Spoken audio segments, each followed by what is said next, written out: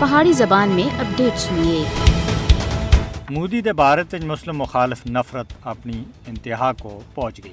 RSS थी मुतासर हिंदुत्व कुवत भारत थी मुसलमानों का खात्मा करना चाहते हैं और हिंदू इंतहा पसंद BJP रहनुमा खुले आम मुसलमानों की नस्ल कुशी का मुतालबा कर रहे हैं। हरिद्वार विच हिंदुत्व रहनुमावां थी बाद होण एक हिंदू औरत मुसलमानों के कत्ले आम का मुतालबा कर रही है। RSS थी वाबस्ता अखिल भारतीय विद्यार्थी परिषद दी हिंदू लीडर सुन इजाब की हिमायत करने वाले 60,000 लोगों को कत्ल करने की गैर इंसानी ख्वाहिश का इजहार किया है। एक तकरीब के दौरान खुले आम मुसलमानों की नस्ल कुशी की धमकी देंदे हुए इसका आखना सा कि अगर मुसलमान हिजाब चाहते हैं तो असा इन सारे को शिवाजी की तलवार नहीं मार दे सा। पूजा नामी इस औरत की तकरीर सोशल मीडिया के उत्ते वायरल हुई है और भारतीय पुलिस इसके खिलाफ होने तक कोई भी कार्रवाई नहीं की। पिछले साल दिसंबर में रियासत उत्तराखंड के शहर हरिद्वार में मुनक्कद एक कॉन्फ्रेंस में हिंदू इंतहा पसंदा सुन इसी तरह मुसलमानों के खिलाफ नफरत का इजहार करदे हुए तकरीर की।